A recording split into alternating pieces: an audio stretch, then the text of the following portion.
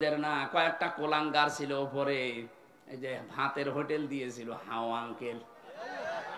হাও uncle কি নাম দেখে তো।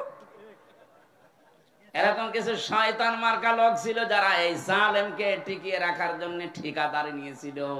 তাদের জন্য এই বাহিনীটা পুরা জাতির কাছে কালার হয়ে গেছে। অথচ এই পোশাকটা সম্মানের পোশাক। নবীজি দুইটা চোখকে জাহান্নামে যাবে না বলে গ্যারান্টি দিয়েছে, তার ভেতরে এদের চোখ। যারা মানুষকে পাহারা দেওয়ার জন্য রাত জেগে থাকে, আর যারা রাতে আল্লাহর ভয়ে এমনিতেই চোখ দিয়ে কন্দন করে। কত কঠিন অবস্থায় দায়িত্ব পালন করা লাগে আমি নিজে দেখেছি। 24 ঘন্টা, আর 24টা ঘন্টা এদের ডিউটি, কোনো ছুটি নেই। রোদ বৃষ্টি গরম যাই বলেন না কেন পাহারা দেওয়া লাগবে।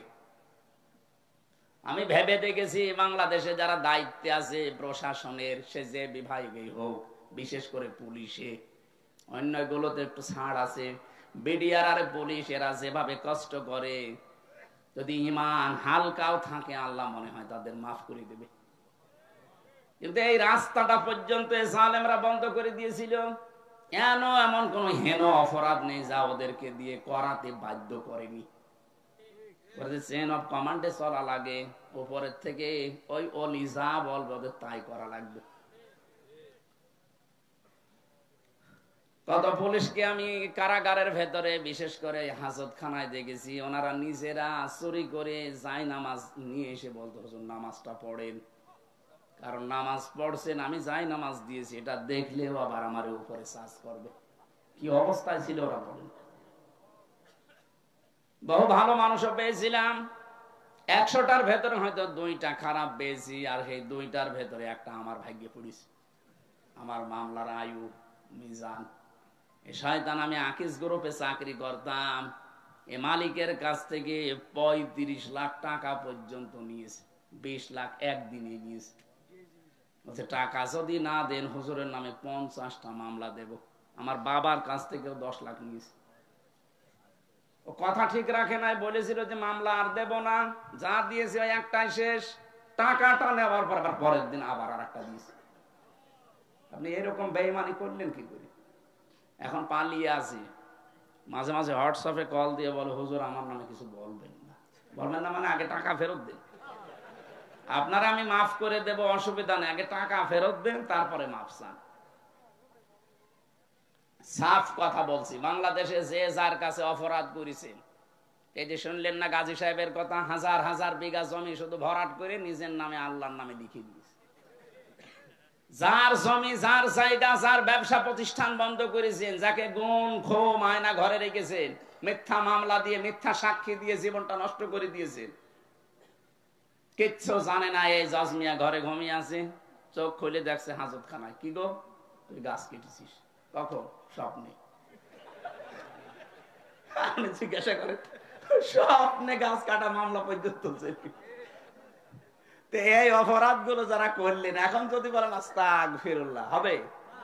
আপনি তার আল্লাহর কাছে অপরাধ করেননি, অপরাধ করেছেন জজের কাছে, অপরাধ করেছেন হামজার কাছে। আগে আমার কাছে মাফ চাবেন আর আমার ক্ষতিপূরণ দেবেন, এরপরে আস্তাগফিরুল্লাহ। কাশিমপুরে যে দেখি এক ওসি দেখা করতে এসেছে, বলছে হুজুর আমার আস্তাগফিরুল্লাহ দেখেন তো কিভাবে। আমি এই নির্বাচনে বাইরে ছিলাম, রাত 12টার পর থেকে আমার যে এসআই আছে, কনস্টেবল আছে, এই যে সমস্ত আল্লাহর ওলিদেরকে নিয়ে আমি একেবারে ফজর পর্যন্ত আল্লাহর নামে ভোট কাটা আরম্ভ করলাম। এই দেখেন কোরআন শরীফ আমার সামনে, এইভাবে বলছি, ফজর পর্যন্ত আমি আল্লাহর নামে ভোট কাটলাম, বাক্স ভর্তি করে জায়গা মতো পাঠিয়ে দিলাম। এরপরে ওযু করার পরে, গোসল করার পরে 2 রাকাত নামাজ পড়ে বললাম আস্তাগফিরুল্লাহ। হুজুর আমার তওবা হয়েছে না। কিসের তওবা করলেন আপনি? আপনি কি আল্লাহর কাছে দোষ করেছেন? একটা এমপি বানাতে 3.5 লাখ 4 লাখ হামজা লাগে, এক কথা বলছেন না কেন? আপনি আমার মতো হামজার অপরাধ করেছেন, আমার রায় আপনি দিয়ে দিলেন। অথচ আজ 8-9 দিন ধরে যারা 2 বোন পালিয়েছে, ওরা কিন্তু মিথ্যা কথা ছড়াচ্ছে বিশ্বের মোড়লদের কাছে যে আমরা নির্বাচিত ছিলাম, আমাদেরকে উৎখাত করা হয়েছে। এটা ডাহা মিথ্যা কথা। আপনি যে নির্বাচিত ছিলেন এটা যদি ঘোড়াও শোনে ও হাসবে। একটা কথা বললেন, একটা হাসি মানুষ এত বড় মিথ্যা কথা বলে? 15.5 বছরে দেশে নির্বাচন হয়েছে? বলেন বলেন। একবার তো 154 জন আন্দাজই করে নিলেন, আর একবার তো ওসির বর্ণনা শুনলেন যে কি করে নির্বাচন হয়েছে। এই যদি হয় নির্বাচনের ধরন, নির্বাচিত হওয়ার ধরন, যে শয়তান পর্যন্ত হাসবে না? আমাদের এই জাতিকে আপনি বাইরে এখন মিথ্যাবাদী বানানোর পায়তারায় আছেন। সারা দুনিয়া জানে যে 15.5 বছরে এদেশে গণতন্ত্র ছিল না, এদেশে মানবতাও ছিল না। তাছাড়া সে নিজে বর্ণনা করলাম যেটা দেখে দেখে বলেন, এটা মানবতার সাথে যায়? হ্যাঁ, 14 বছর একটা মানুষকে আটক করে রাখেন। মাঝে মাঝে চিন্তা করতাম যারা আমাদের দায়িত্বে থাকতো, ওই মাটির নিচে যারা পাহারা দিত, ওরা বাইরে যে সংসার করতো কি করে? ওদের বিবেক নেই। আমার মনে হয় এরা হয় লাল পানি খেত না ঘুমের বড়ি খেত। তাছাড়া ওদের ঘুম আসা সম্ভব না ওই দৃশ্য দেখে আসার পর। বলেন, একটা মানুষ এত বড় নখ হয়ে গেছে, ওর দিকে তাকালেই তো ভয় লাগে। অথচ দায়িত্ব পালন করে আসতো 8 ঘন্টা করে করে বাড়ি চলে আসতো, আবার তো তার পরের দিন যেত। গোপন কিছু মানুষকে ওখানে দায়িত্ব দিত, সবাইকে দিত না। এত বড় বড় বড় অপরাধ করার পরে এখনো পর্যন্ত আপনি যদি বলেন আমি কি করেছি, আপনার বিবেকে মনে হয় কুকুরে পোশাক করেছে।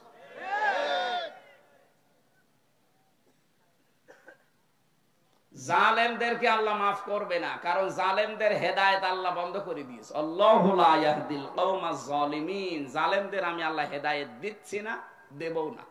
ইয়াহদি এটা মজারে, যারা আলেম আছে জিজ্ঞাসা করেন। ইয়াহদি মজারে, বর্তমান ভবিষ্যৎ, প্রেজেন্ট ফিউচার। কোন জালেম তাকে আল্লাহ পথ দেখাচ্ছেন না, ভবিষ্যতে দেখাবেনও না। এজন্য জালেমদেরকে যারা টিকিয়ে রাখার জন্য চেষ্টায় ছিলেন তাদের কপাল শেষ। এ দুনিয়াও শেষ আপনার, আর আখেরাত তো শেষই। কারণ জালেমদের বিরুদ্ধে মামলা দায়ের করবে সরাসরি আল্লাহ নিজে। সূরা সূরার 42 নম্বর আয়াত, ইন্নামাস সাবিলু আলাল্লাযিনা ইয়াজলিমুনান নাস। অবশ্যই আমি আল্লাহ নিজে মামলা দেব জালেমদের বিরুদ্ধে। কথাটা ছোট, কিন্তু এর ওজন কত টের পাচ্ছেন? মামলার বাদী যত বড় হয়, মামলা কিন্তু তত কঠিন হয়। কথা বলেন না কেন? আমার মামলার বাদী ছিল সরাসরি উনি। যদি সলিমদ্দি কলিমদ্দি হতো না, 2 দিনে বের হয়ে চলে আসতাম। যেহেতু সরাসরি বাদী উনি, এই জন্য লাল কালি দিয়েছিল। ওটা গেলেই জজ বলতো না, এটা বাদ দিয়ে নিয়ে আসেন। অথচ বাইরে আমরা শুনতাম যে আইনের শাসন প্রতিষ্ঠা হচ্ছে। এই আইনের শাসনের ধরন, আমার জামিন পাওয়া আমার অধিকার না? বলেন, পেয়ে কি করবেন? একটা মামলায় পাবেন, গেট থেকে আর একটা মামলা দিয়ে ঢুকিয়ে দেবে। এই ছিল দেশের গণতান্ত্রিক অধিকার, ন্যায় বিচারের এই ছিল বাংলাদেশে দৃষ্টান্ত। আর এটা বাইরের দেশে ছড়িয়েছে যে আমরা আইনের শাসন প্রতিষ্ঠা করেছি। নাউজুবিল্লাহ মিন যালিক। ভেতরে থেকে বহু মানুষকে, বিশেষ করে বিডিআরদের যে কান্নার আওয়াজ, এদের যে দীর্ঘশ্বাস, হাজারো বিডিআর, এরা তো এই প্রশাসনের মতোই মিথ্যা মামলা দিয়ে 14 বছর আটক করে রেখেছে। তাহাজ্জুদ পড়তে যখন উঠেছি রাতের বেলা, দেখতাম মুরব্বী যারা বিডিআর আহ করে একটা আওয়াজ দিত। আমার মনে হয় এই দীর্ঘশ্বাস, এই আওয়াজ আল্লাহর আরশে গিয়ে ধাক্কা খেয়েছে। জালেম কি এমনি পড়েছে? এই মানুষের দীর্ঘশ্বাস আর এদের বরদোয়ার আর লানতের কারণে পড়েছে। আল্লাহ পাক বলেন ওরা ষড়যন্ত্র করেছিল, এমন ষড়যন্ত্র মানুষ হতাশ হয়ে গেছে, না আর মনে হয় সূর্য উঠবে না। মাকার না, আমি আল্লাহ কিন্তু কৌশল করেছি। মাকরন, কৌশল করার মতো। অহুমলা ইয়াশউরুন, তারা টেরও পায়নি আমার কৌশল। এবার আসেন তো, শব্দ দুইটা এক। আমি আলেমদেরকে বলছি মাকারো মাকরন শব্দ দুইটা, এরপরেও মাকার না মাকরন, এখানেও শব্দ দুইটা। এর মূল মাদ্দা যেটা মেন কাফরা, মাকার মানে ষড়যন্ত্র করা, এটা কাফেরদের বেলায়। আর মুসলমানদের বেলায়, আল্লাহর বেলায় এটা ষড়যন্ত্র হবে না, হবে কৌশল। তাহলে এই বাংলাদেশে যারা ইসলামের বিরুদ্ধে, মানবতার বিরুদ্ধে অবস্থান নিয়ে যারা ষড়যন্ত্র করেছেন, তাদের বাংলা অর্থ করা লাগবে ষড়যন্ত্র, কূটবুদ্ধি। আর এইটা যখন উল্টি আপনি আল্লাহ এবং মুসলমানদের সামনে লাগাবেন, তখন আর ষড়যন্ত্র করা যাবে না, তখন দেওয়া লাগবে কৌশল। কথা বুঝতেছেন? কি বুঝলেন এখান থেকে? একই অস্ত্র আপনি মানবতা ধ্বংসের কাজে ব্যবহার করবেন, ইসলাম ধ্বংসের কাজে ব্যবহার করবেন, আপনি সন্ত্রাসী, আপনি জঙ্গি, এক কথা বলেন কেন? ওইটা ইসলামের পক্ষে যদি কেউ কাজে লাগায়, মানবতার পক্ষে নিয়ে দাঁড়ায়, ওইটা তখন আর জঙ্গি সন্ত্রাসী হবে না, ওইটা হবে জিহাদ। শব্দ কিন্তু দুইটাই এক, মাকার। আল্লাহর ক্ষেত্রে হবে কৌশল, কাফেরদের ক্ষেত্রে হবে ষড়যন্ত্র। আল্লাহ পাক বলেন কি হয়েছে আপনি দেখবেন, ফানজুর কাইফা কানা আকিবাতু মাকরিহিম। হে নবী, আপনি একটু নজর করে দেখেন এদের এই ষড়যন্ত্রের পরিণাম আমি আল্লাহ কি দেখিয়েছি এদেরকে। আন্না দাম্মারনাহুম ওয়া কওমাহুম আজমাইন। আন্না এক আলিফ টান আছে, দাম্মারনা এখানেও টান আছে, জমা মুতাকাল্লিম। অবশ্যই আমি আল্লাহ তাদেরকে ধ্বংস করে দিয়েছি, তাদের জাতি, তাদের গোষ্ঠী, তাদের দলের লোক সবাইকে। এতটুকু যদি আল্লাহ শেষ করে দিতেন আমি আয়াতটা পড়তাম না। পরের আয়াতটা আল্লাহ এমন ভাবে মিলিয়েছেন, আমার মনে হয় বাংলাদেশ দেখে নাজিল করলেন। আপনি একটু দেখেন তো পরের শব্দটা, ফাতিলকা বুয়ুতুহুম খাবিয়াতাম বিমা যালামু ইন্না ফি যালিকা লাআয়াতাল লিকাওমিন ইয়ালামুন। আমি এখানে দুইটা শিক্ষা বের করেছি, এই ভালো করে শুনে। এই ছেলে, ওঠাউঠি করো, কি সমস্যা কি? বসো। প্রসাব পায়খানার বিড়ি খাওয়া ছাড়া যদি কেউ বাইরে যান তার খবর আছে। বিড়ি খেতে যদি নেশা লাগে খেয়ে আবার চলে আসবে, আশপাশে না দূরে যাবেন, পুলিশ আসে কিন্তু, ধরলে আবার জরিমানা নেবে। বিড়ি খাওয়া ছাড়া বাইরে যাবেন? হয়তো বলছেন না, তার মানে বিড়ি খোর এখানে আছে। ঠিক আছে ভাই, খুব বেশি নেশা লাগলে আকিস বিড়ি আর আজিজ বিড়ি আছে, খেয়ে চলে আসবে। আসছে, যান তাড়াতাড়ি যান। দুই বিড়ি খোর একসাথে যাচ্ছে, মনে আছে জামাতবদ্ধ বিড়ি খাবে। হ্যাঁ, তাড়াতাড়ি খাই আসবেন।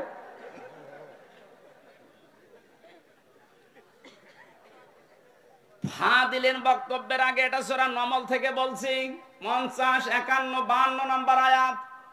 আল্লাহ পাক বলেন ফাতিলকা, এই যে ঘর, বয়ুত, বাইতুনের বহুবচন বয়ুত দিয়েছেন। আল্লাহ বলেন হে নবী একটু তাকান না কেন, এই সেই ঘর। এই সেই, এই জবাব দেন, এই সেই কি? এই সেই ঘর কি? আল্লাহ বলেন এই সেই ঘর, খাবিয়াতান, জনশূন্য করে দিয়েছি, সার শূন্য করে দিয়েছি, ওজাড় গৃহ বানিয়ে দিয়েছি, বিমা যালামু, তাদের জুলুমের কারণে। এই আয়াতটা যে কত বাস্তব, আগস্টের 5 তারিখের বিকাল 5টা বাজতে বাজতে আল্লাহ মিলিয়ে দিয়েছেন। সারা বাংলাদেশের 64 জেলার 630টা থানা, যেখানে যেখানে জালেমদের বাড়ি ঘর ছিল, মানবতা একেবারে উল্টিয়ে দিয়েছে। আপনি দেখেন 2.5-3 ঘন্টার ব্যবধানে একটা ইট পর্যন্ত খুলে নিয়ে চলে গেছে। আমার কুষ্টিয়ার হানিফ কি দাপট ছিল, হাসিনার পরেই মনে হয় ওবায়দুল কাকা, এরপরে হানিফা, এর আল্লাহ এমন অপমান করেছে, ওর বাড়ির ইটও এখন আর নেই, ওর বাড়ি এখন জাতীয় টয়লেট হয়ে গেছে। কারো পেটে ব্যথা হলে আমার মনে হয় ওখানে যে টয়লেট করে আসে। আমি আবু জেহেলের বাড়ি একবার বুঝতে পারি না যেটা আবু জেহেলের বাড়ি, কাবা শরীফ তাওয়াফ করার পরে দেখছি উপরে একটু ঘুরি, যে দেখি পেটে ব্যথা। এক পুলিশকে ডাক দিয়ে ওনার ভাষা দিয়ে বললাম, ভাই এতক্ষণ তো ভালো ছিলাম, এখন আমার পেটে ব্যথা করছে। পুলিশ আমার বলছে, ইয়া হাজি আল হজ্জা, তাই না বিলা দোকান। ও হাজি, দেশ কোথায়? জি তুমি বাংলাদেশ। বাংলাদেশ থেকে এসেছি। উনি আমারে বলছে, ইয়া আখি ইয়া সাদেক, হে ভাই আপনি হাজি মানুষ, আপনি এখনো জানেন না এটা কোন জায়গা? না তো, না আবু জেহেলের বাড়ি। আপনি এখনো পায়খানা না করে দাঁড়িয়ে আছেন? দাঁড়িয়ে দাঁড়িয়ে করেন, পায়খানা করে দেখছি আমার পেটের ব্যথা ভালো হয়ে গেছে। কারণ ওই জায়গাটা ছিল জুলুমের কারখানা। কথা বলেন না কেন? আজ সারা বাংলাদেশের যেখানে যেখানে জুলুম হয়েছে, তাকান ওই জায়গাগুলো আল্লাহ অভিশপ্ত বানিয়ে দিয়েছেন।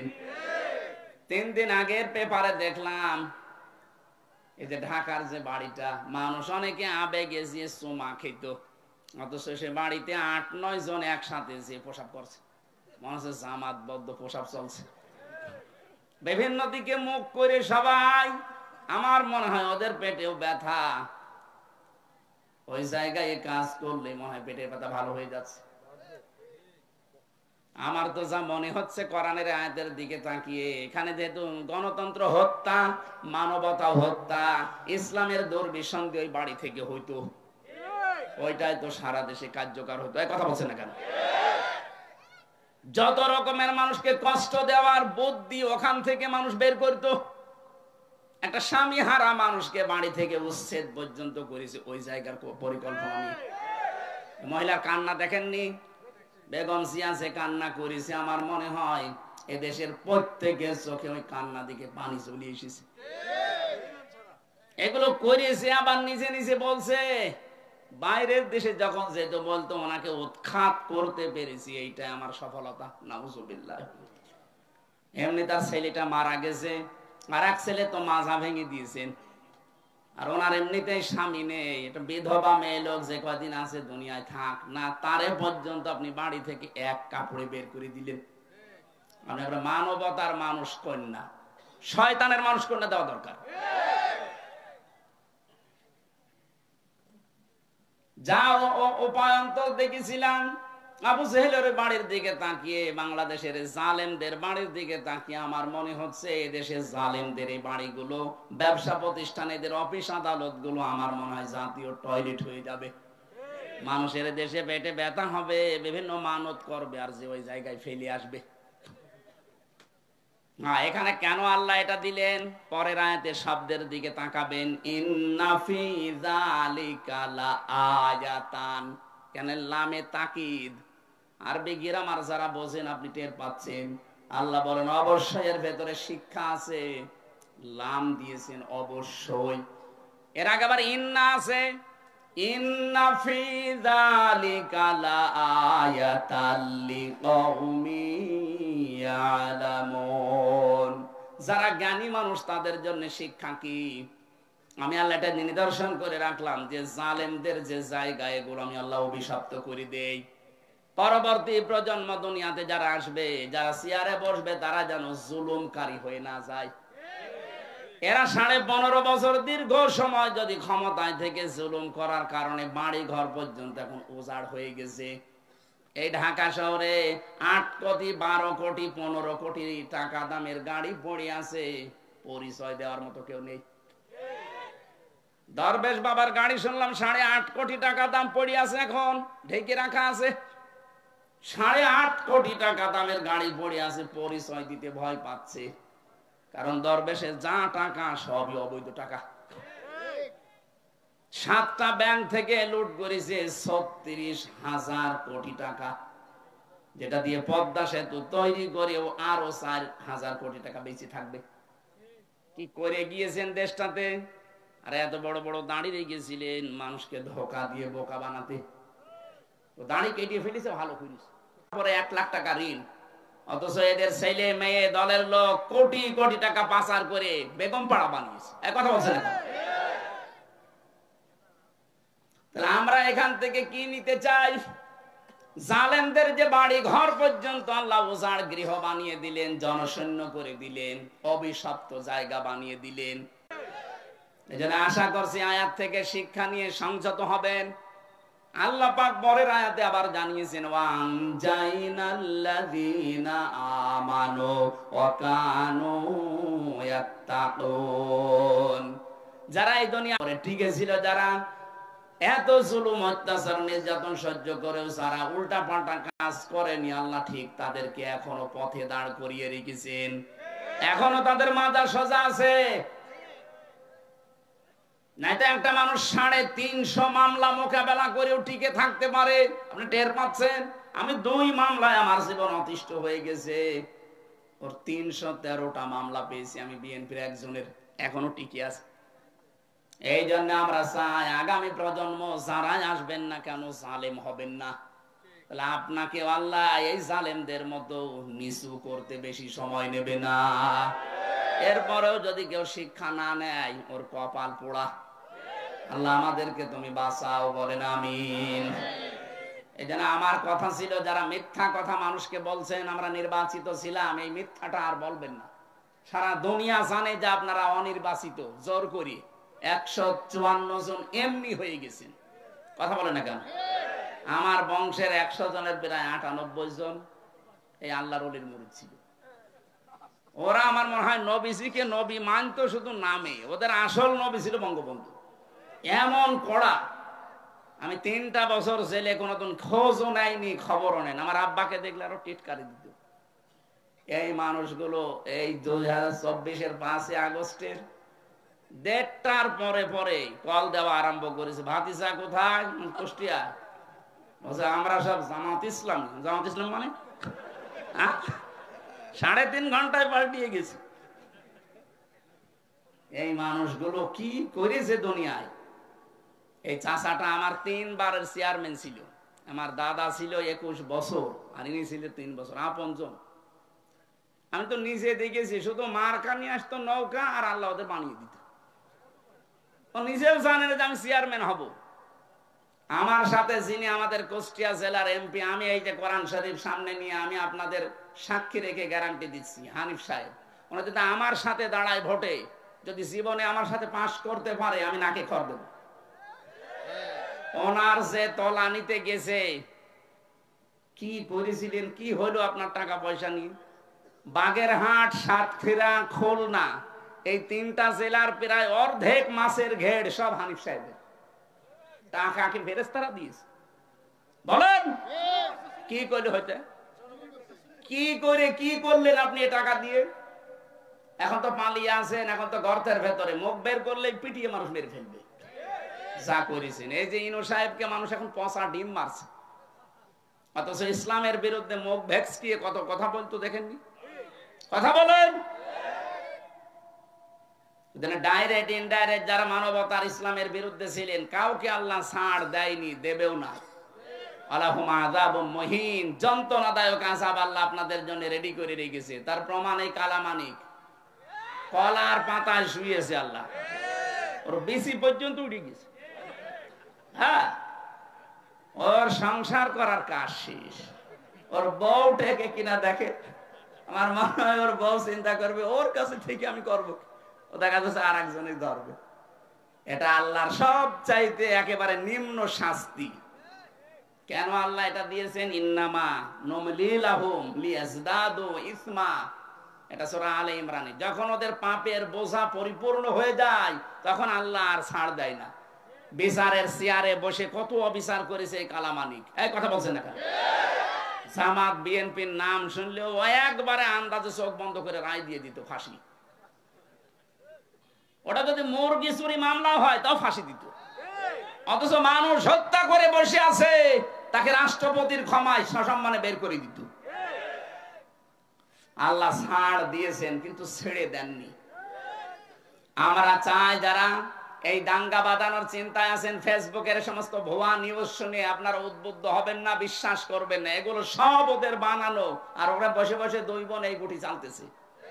আমরা যেন এই ষড়যন্ত্রে পা না দেই। এ দেশে যা আছে অনেক ভালো আছি আমরা, বাইরের বহু দেশে আমি ঘুরেছি, সাম্প্রদায়িক সম্প্রীতি এত বেশি পৃথিবীর কোনো দেশে নেই। ইসকন নিয়ে যেটা সমস্যা চলছে, এটা আন্তর্জাতিক ভাবে না। ইসকন এবং হিন্দু এক জিনিস না। ওকে বলাৎকারের জন্য পর্যন্ত ইসকন থেকে বহিষ্কার করা হয়েছে। এখন সব বের হচ্ছে, তার যে চরিত্র, সব ভিডিও বের হচ্ছে। সুতরাং হিন্দু ভাইরা যারা আছেন, অন্য ধর্মের যারা আছেন, উস্কানিতে পা দেবেন না। আর এই ফেসবুকের 100টার মনে হয় প্রায় 70টা কথা মিথ্যা কথা। এই কথা বিশ্বাস করে কেউ যদি আবেগে আপ্লুত হয়ে না, সেই যশোরে একবার গিয়েছিলাম মাহফিলে, 18 সালে 19 সালে যশোর MM কলেজের মেয়েরা মিছিল করছে ইফটিজিং এর বিরুদ্ধে, ডাইরেক্ট অ্যাকশন। একটা 20 বছর 25 বছরের যুবতী মেয়ে, বুকে কোনো ওড়না নেই, একটা স্কিন টাইট প্যান্ট পরা, গেঞ্জি হাফ গেঞ্জি গায়ে দিয়ে, হাতা নেই, এরকম একটা মেয়ে যদি এক হাতে ব্যানার ধরে আর এক হাতে বলে ইফটিজিং এর বিরুদ্ধে ডাইরেক্ট অ্যাকশন, কেমন লাগে বলুন? তখন আমি বাসে চলতাম, চিন্তা করলাম যশোরের ওই পালবাড়ি মোড়ে পুলিশ আবার ধরলে না জানে এবার কোন সালের অপরাধী বলে চালিয়ে দেয়। ঢুকলাম পাশে এক চার দোকানে, ঢুকে দেখছি পুলিশ চা খাচ্ছে। আরে ভাই, আপনার যন্ত্রণায় আসলাম আমি এখানে, আর আপনি আমার সামনে। হুজুর একটা কথা বলি, বলে এই যে মিছিল আসতেছে, যশোর MM কলেজের মেয়েরা অনার্সে মাস্টার্সে পড়ে, 22 বছর 25 বছর বয়স, বুকে কোনো ওড়না নেই, দেখছেন না কিভাবে মিছিল করছে, এক হাতে ব্যানার আর এক হাতে ইফটিজিং এর বিরুদ্ধে ডাইরেক্ট অ্যাকশন দিচ্ছে। পুলিশ আমারে বলছে, হুজুর যে জিনিস আমি দেখছি মনে হচ্ছে ইফটিজিং আমি আগে করি। ঠিকই বলেছি। তাই জানা আপনারা উদ্বুদ্ধ হয়ে এরকম ইফটিজিং আমি আগে করি শুরু করেন না। ওনাদের ষড়যন্ত্র ওনাদের কাছে থাক, কেউ এই ষড়যন্ত্রে পা দেবেন না। এই যে কল রেকর্ড গুলো মাঝে মাঝে ফাঁস হয়, আপনি তো বাস্তবতা জানেন না। নিজে কল দেয়, নিজে রেকর্ড করে, নিজে এডিটিং করে, লোক দিয়ে নিজেই ছেড়ে দেয় মানুষের ভেতর একটা ভীতি তৈরি করার জন্য। আর বলে যে এই পুলিশ এই আওয়ামী লীগ, এই BNP, এই জামাতের লোকগুলো লিস্ট করে রাখো, আমি আসতেছি। আপনি আসেন, আপনি চট করে আসবেন, ফট করে আয়না ঘরে ঢুকিয়ে দেবো। ভণ্ডামি করার জায়গা পান না, যা করেছেন আল্লাহ আপনাকে মাফ করবে না। পৃথিবীর ইতিহাস পাল্টিয়ে দিয়েছেন আপনারা। আমি বললাম না, বিশ্ববিদ্যালয়ে থাকাকালীন বহু ইতিহাস পড়েছি, কিন্তু এরকম কঠিন কড়া মানুষ পাগল বলে বেশি গিয়েছে। আমরা ওই 15.5 বছরে ওই 14 দল বাদ দিয়ে যারাই ছিলাম পাগল বলেছিলাম। এক কথা বলছেন, পাগল বলে বেশি ছিলাম। মাসে 2 দিন আমাদের মাথা খারাপ হইতো, ওইটা তার পয়লা দিন। আল্লাহ আমাদের বিশাল জগদ্দল একটা পাথর তিনি সরিয়ে দিয়েছেন, আমাদেরকে আল্লাহ বাঁচিয়েছেন। এই পাথর যেন কিয়ামতের আগে দেশে আর ঘুরে না আসে। কথা বলেন না কেন? যে আল্লাহ আমাদেরকে এই যে কথা বলার মতো একটা পরিবেশ দিলেন, এটা যে কত বড় নিয়ামত, এই 15.5 বছর আমরা টের পেয়েছি। তাও তো নারায়ণগঞ্জ আল্লাহর ওলি 70-72 রাকাত তাহাজ্জুদ পড়তে বলে একটু ভালো ছিলেন। আর বাইরের যে জেলাগুলো কি যে অবস্থা, আমার কুষ্টিয়ার বড় বড় আল্লাহর ওলি সব ওখানে পাঠিয়েছে। ওরা তো তাহাজ্জুদ পড়ে না, ওরা খালি মানুষের জমিয়ে গাজী সাহেবের মতো আল্লাহ রাস্তায় নিয়ে নিত। বলেন তো, 3টা জেলার অর্ধেক অংশ তাদের একজনের। এই যে আর একজন ছিলেন পুলিশ বাহিনীদের প্রধান, যিনি বেনজির, বেনজির, ওর কোনো নজির নেই। ও গোপালগঞ্জের অর্ধেকই নাকি তার। কি করেছিলেন আপনারা? আমার তো মানে মাঝে মাঝে শয়তান তো দেখেনি, এদের চেহারার দিকে তাকালে আমার মনে হয় শয়তান যদি দেখতাম তো এরকমই হতো। আল্লাহ যে আমাদেরকে কথা বলার এই বাকশক্তি আবার ফিরিয়ে দিলেন, তার জন্য বলেন আলহামদুলিল্লাহ। দরুদ আর সালাম পাঠ করার মাধ্যমে আজকে কোরআনে কারিমের যে আয়াত পড়লাম, 3 ভাগের 1 ভাগ, সূরা বাকারার 208 নম্বর আয়াতের 3 ভাগের 1 ভাগ পড়েছি। আমরা তাফসীর আকারে কথা বলতে চাই, থাকবেন না? অন্তত থাকা যাবে কিছুক্ষণ, শয়তান যেন আশপাশে আর না থাকে। জবান খুলে পড়েন আউযু বিল্লাহি মিনাশ শাইতানির রাজিম, বিসমিল্লাহির রহমানির রহিম, ইয়া আইয়ুহাল্লাযীনা আমানু দুখুলু ফিস সিলমি কাফা। একটু ভালো করে শুনবেন, অ্যাক্টিভ ভাবে 10 মিনিট শুনেন, দেখবেন অনেকগুলো শিক্ষা আসবে। সূরা বাকারা 286টা আয়াত আছে, 40 রুকু আছে, মাত্র একটা আয়াতের 3 ভাগের 1 ভাগ পড়েছি। আমার এই মাথায় যত কথা এই আয়াত সম্পর্কে আছে, এই 1-1.5 ঘন্টা 2 ঘন্টা না, আমার জীবনের শেষ পর্যন্ত যদি আয়াত নিয়ে আলোচনা হয় জীবন শেষ হয়ে যাবে, এত কথা এর ভেতরে লুকিয়ে রেখেছে। আমরা তাফসীর আকারে বলতে চাই, আপনারা চলে যাবেন নাকি? যে 2-1 জন যাচ্ছে আর কি বিড়ি খেতে যাচ্ছে, আবার এসে পড়বেন। কিন্তু ইমানদারকে আল্লাহ ডাক দিয়েছেন, এখানে যদি কোনো বেঈমান থাকেন তাহলে চলে যান। বিড়ি খেলে কি মানুষ বেঈমান হয়ে যায়? না না, বিড়ি খাওয়া খুব অত বড় গুনাহ না যে আপনি বেঈমান হয়ে যাবেন। আপনার মুখ বন্ধ হয়, আপনার লাঞ্চ নষ্ট হয়, শয়তানের যত কাজ কারবার আছে তার ভেতরে একটা কাজ শয়তান অপচয় করে। কথা বলেন এখন। তাহলে যারা বিড়ি খান এর দ্বারা কোন লাভটা হয় বলেন অপচয় ছাড়া? এই জন্য যারা এগুলো খান বা খাচ্ছেন, আশা করছি আমি দয়া করে আপনার কাছে বলছি ছেড়ে দেবেন ভাই। যদিও আমি আকিস গ্রুপে আছি, এদের কাজই বিড়ি তৈরি করা, তারপরে ওদের ব্যবসা অন্তত বন্ধ হোক। আপনারা ছেড়ে দেন, ওদের ব্যবসা বন্ধ হয়ে যাবে। আমি বলেছিলাম সেদিন মালিককে যে স্যার এইটা ছেড়ে দিলেই ভালো হয়। বলছিলাম তো ওইটা নেই, ওটার ভেতরে আমরা নেই, ওগুলো এখন আমেরিকা টোবাকোর কাছে বেশি দিয়েছি। এখন আমরা এই মোজও বানাই। মোট করতো ফারুকি সাহেব, উনি যদি ফিরে তওবা করে ফিরে আসেন তো ভালো, নয়তো এরকম মানুষ দায়িত্বে থাকলে সমাজ আরো খারাপ হবে। কারণ যারা সিনেমা জগতে কাজ করে আপনি দেখেননি তাদের চরিত্রগুলো, নিজের বউ দিয়ে এই যে জেনার কারখানা খুলে রাখে। আরে ভাই, লজ্জা স্থানের জেনা না হোক, অন্তত চোখের জেনা তো হচ্ছে। তার বউকে কত মানুষ দেখে, চোখের জেনা হচ্ছে না? কেউ কেউ এমনকি উল্টা পাল্টা চোখও মারে। এই জন্য এরকম মানুষ আমার মনে হয় ৯৬% মুসলমানের দেশে। আমাদের মাথার উপরে এইগুলো না রেখে এমন মানুষকে মাথার উপরে নিয়ে আসে যারা দ্বারা ইসলামের এবং মানবতার কাজ হবে। কে এটা? কি আমার কি রাজনীতি হয়ে গেল? এটা আমাদের প্রাণের দাবি। যারা আছেন এমন মানুষকে রাখবেন, বশির ভাইয়ের মতো মানুষ রাখেন, ইসলাম এবং মানবতার জন্য যারা কাজ করবে। বিড়ি যারা খান ছেড়ে দেবেন কিনা বলেন? কারা কারা ছেড়ে দেবেন দেখে হাত তোলেন তো। একজন শুধু।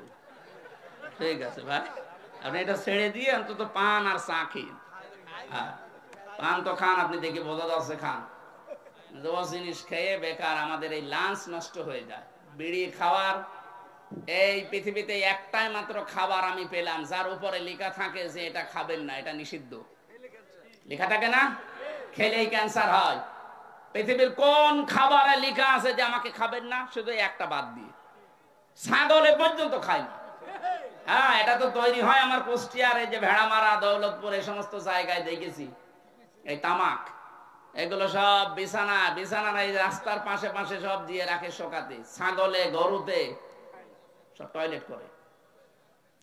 এগুলো ঝাড়া দিয়ে প্যাকেট করে পাঠিয়ে দেয়। রংপুরে ওদের কারখানা আছে, ওখান থেকে আবার প্রক্রিয়াজাত করে এসে যশোরে, কুড়িগ্রামে, বিভিন্ন জায়গায় বানায়।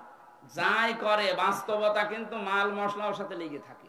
বেড়া দেওয়া লাগে না এই খেতে, ছাগলও খায় না। আর আপনি ছাগলের তা তো খারাপ হয়ে গেলেন। আশা করছি এত লজ্জা দেওয়ার পরেও যদি কেউ এই নিকৃষ্ট কাজ ছেড়ে না দেয়, ও মনে হয় আজরাইল আসার আগে আর ছাড়বে না। আল্লাহ এখানে কোন বেঈমানকে ডাক দেননি, ডাক দিয়েছেন ইমানদারকে। কাকে? আল্লাহ রাব্বুল আলামিন ইমানদারকে ডাক দিয়ে জানিয়েছেন, ওদখুলু, প্রবেশ করো, ফিসসিলমি কাফা, ইসলামের ভেতরে পরিপূর্ণভাবে।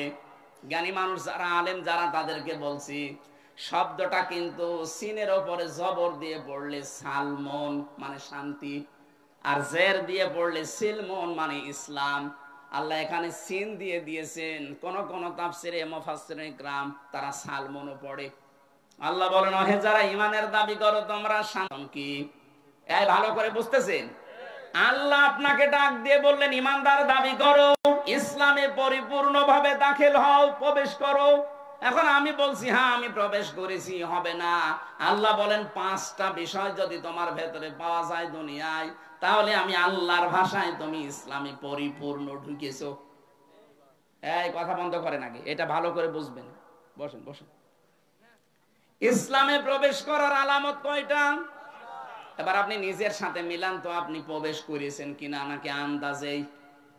1 নম্বরে কেউ যদি বলে আমি ইসলামে প্রবেশ করেছি, তার প্রথম আলামত সে আত্মসমর্পণ করবে। কি করবে? আত্মসমর্পণ কিভাবে করে? আমাদের জাতির পিতা যিনি, বানানো না, আসল যেটা, হযরত ইব্রাহিম আলাইহিস সালাম আত্মসমর্পণ করেছিলেন আল্লাহর কাছে। তিনি যখনই আল্লাহ ডাক দিয়েছেন, ইযে ক্বালা লাহু রাব্বুহু আসলিম, ক্বালা আসলামতু লিরাব্বিল আলামিন। আল্লাহ পাক বলেন ইব্রাহিম আত্মসমর্পণ করো। উনি গাছের মাথায় কোড়াল দিয়ে কাঠ কাটছিলেন, ওখান থেকেই জবাব দিয়েছেন আসলামতু লিরাব্বিল রাব্বিল আলামিন। আমি এই যে কিছুক্ষণ আগে বলেছিলাম না, ইব্রাহিম নবী খাতনা করেছিলেন, এটা তার সুন্নাত। ওই গাছের মাথায় বসে উনি খাতনা করেছিলেন। আল্লাহ বললেন যে আত্মসমর্পণ করো। উনি বলেন আমি কিভাবে এখান থেকে করব? বলেন খাতনা করো। এখানে কোড়াল দিয়ে নিজে খাতনা করে ওই জায়গায় বলেছিলেন আমি আত্মসমর্পণ করলাম, আমার নিজের মন মতো আর কিছু নেই, এখন থেকে যা করবো আল্লাহ তোমার মন মতো। তাহলে এখান থেকে আমরা বুঝলাম কি, আমি ইসলামে প্রবেশ করেছি তার প্রথম আলামত এইটা যে এখন থেকে আমার আর মন মতো কাজ হবে না, আমি দেখবো যে আমার আল্লাহর হুকুম এখানে আছে কিনা। আপনি এবার নিজের সাথে মিলান তো, আপনি এভাবে জীবন চালাতে পারেন তাহলে বুঝবেন আপনি ইসলামে প্রবেশ করেছেন। এটা 1 নাম্বার গেল।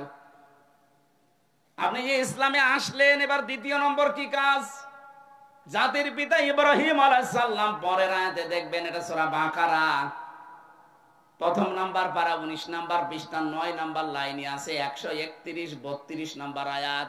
ওয়াসাা বিহা ইব্রাহিম বানিহি ওয়া ইয়াকুব ইয়া বানিয়া ইন্নাল্লাহা আসতাফা লাকুমুদ্দিন ফালা তামুতুন্না ইল্লা ওয়া আনতুম মুসলিমুন। বলেন আল্লাহু আকবার।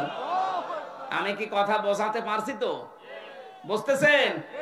যারা আছেন বাংলা শিক্ষিত হন আর আরবি একটু খেয়াল করবেন, দেখবেন আনন্দ পাবেন। আল্লাহ পাক বলেন ইসলামে প্রবেশ করো, আমি বলছি করলাম না। ইসলামে প্রবেশ করেছেন পরিপূর্ণভাবে, তার আলামত কয়টা? আর জোরে। 1 নাম্বার আলামত আত্মসমর্পণ। কিভাবে করবেন আল্লাহ শেখাচ্ছেন, যে জাতির পিতা কিভাবে করেছে দেখ। তুই যেহেতু ইব্রাহিমের সন্তান, নাকি আমরা ইব্রাহিমের সন্তান জাতি হিসাবে, এজন্য তিনি যেভাবে আল্লাহর সামনে আত্মসমর্পণ করেছেন আমাদের উচিত ওইভাবে করা। বাবা যেভাবে সন্তানও সেইভাবে। আর আমরা এমন বাবা পেয়েছিলাম যে হোকা খায়, এরকম বাবা ছিল না, বানানো বাবা। আমি নিজে তার চেহারা দেখেছি, ছবি দেখেছি, হোক্কা খাচ্ছে। আপনি ইব্রাহিমের পুরা জীবনী পড়ে দেখেন তো কোন দিন হোক্কা খেয়েছে? ভণ্ডামি করার জায়গা পান না।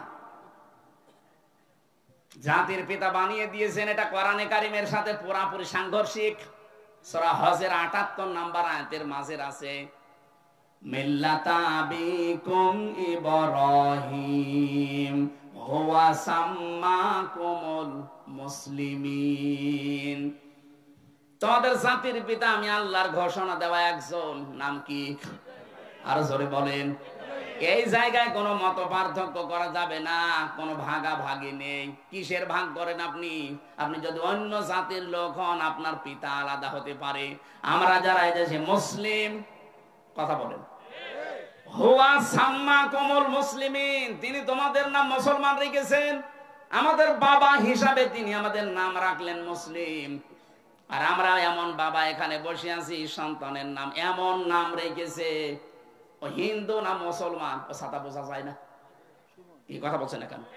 আপনি বলেন তো নিরপেক্ষ দৃষ্টি দিয়ে, পুতুল, জয়, কোন কোন ধর্মের লোক? আপনি আন্দাজে কি বলবেন বলেন? এই নামগুলো শুনলে কি বোঝা যায় যে কি কি নামের? আরে জেনারেল শিক্ষিত বলেন, আর জেনারেল কিছু জানে না। জেনারেল জিয়া জেনারেল ছিল না? তার ছেলের নাম দেখেছেন তারেক রহমান বা তারেক জিয়া, আরাফাত রহমান। কি নামগুলো কত সুন্দর, ইসলামের সাথে মিল করে রেখে দিয়েছে। আরাফাতের ময়দানে জিয়াউর রহমান লক্ষ লক্ষ গাছ লাগিয়েছিলেন। নিম গাছ না, জিয়া গাছ বলে ওই দেশে।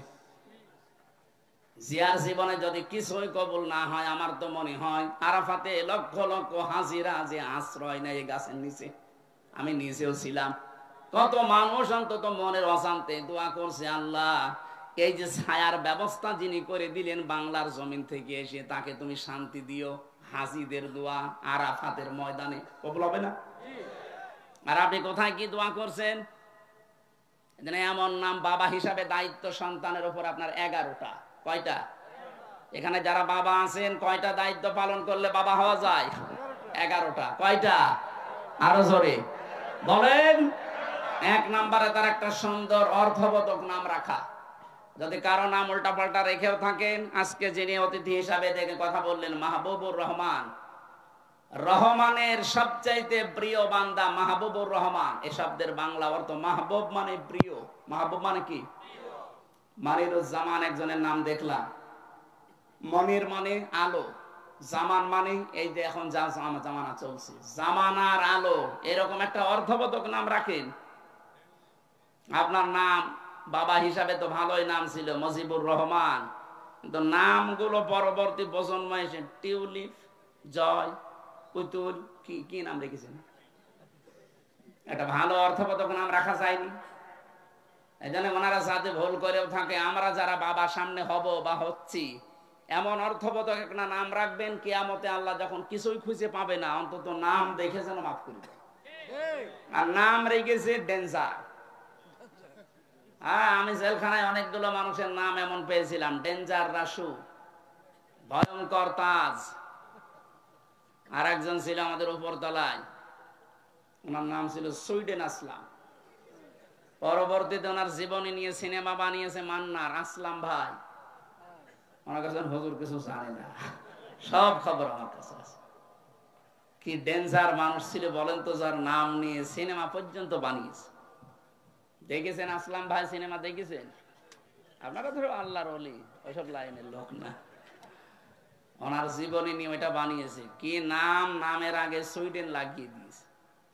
এজন্য নাম বাবা হিসাবে এমন একটা অর্থবোধক নাম আলেমদেরকে জিজ্ঞাসা করে রাখবেন, কিয়ামতে আল্লাহ যখন বিচারের কাঠগড়ায় দাঁড় করিয়ে দেখবে না, এর মাফ করার কিচ্ছু নেই, অন্তত নামটা দেখে যেন মাফ করে দেয়। কিয়ামতে আল্লাহ মরিয়ম এ নামে যখন ডাক দেবেন, লক্ষ লক্ষ মরিয়ম হাজির হয়ে যাবে। আল্লাহ পাক বলে, আমি এত মরিয়ম চাইনি, আমি চেয়েছি ঈসা নবীর মা মরিয়মকে। মরিয়ম নামের মেয়েরা বলবে, রব্বুল আলামিন তুমি তো ঈসা নবীর মা মরিয়ম ডাক দাওনি, বলেছো মরিয়ম। দুনিয়াতে তোমার হুকুম না মেনে একবার ভুল করেছি, আজকে তোমার এই হুকুমে সাড়া দিয়ে আমরা হাজির হয়ে গেছি। আল্লাহ পাক বলেন, আমার রহমতের জরিয়ায় জোশ পয়দা হয়ে গেছে, যা ঈসা নবীর মা মরিয়মের সাথে জামিন নামের মিল আছে, আমি আল্লাহ তাদেরকেও আজকে মাফ করে দিলাম। বাবা যারা আছেন অর্থবোধক নাম রাখবেন, কিন্তু আমি এটা আমার সাবজেক্ট না হলে ইঙ্গিত দিলাম। আমাদের নাম মুসলিম জাতির পিতা হিসাবে ইব্রাহিম নবী রেখেছিলেন। আল্লাহ পাক বলেন, তিনি ইন্তেকালের আগে তার সন্তানদেরকে ডাক দিলেন, এমনকি ইয়াকুব নবী, এই দুইজন নবীর আয়াত এটা, তারা দুইজন ডাক দিয়ে বলেছিলেন, ইয়া বুনাইয়া, হে আমার কলিজার টুকরা সন্তানেরা, ইন্নাল্লাহা আস্তাফা লাকুমুদ্দিন। ভালো করে শুনবেন, অবশ্যই আল্লাহ নির্বাচিত করেছেন, চয়ন করেছেন, পছন্দ করেছেন, তোমাদের জন্য মনোনীত করেছেন দিন হিসাবে। কি হিসাবে? কি দিন? কি না না, এখানে আল্লাহ বলেন লাকুমুদ্দিন, তোমাদের জন্য একটা দিন আল্লাহ নির্ধারিত করলেন, নির্বাচিত করলেন, পছন্দ করলেন, চয়ন করলেন। এখন এই যে নির্বাচিত যে দিনটা, এর কি সারা দুনিয়ায় এখন দিন আছে প্রায় ৪৫০০। কত দিন? মানে যদি ধর্ম বলেন তাহলে ৪৫০০ ধর্ম আছে এই দুনিয়ায়, তার ভেতরে ইসলাম একটা। আল্লাহ বলেন যে দিন হিসাবে যেটা মনোনীত করলাম সেটার নাম কি জানো?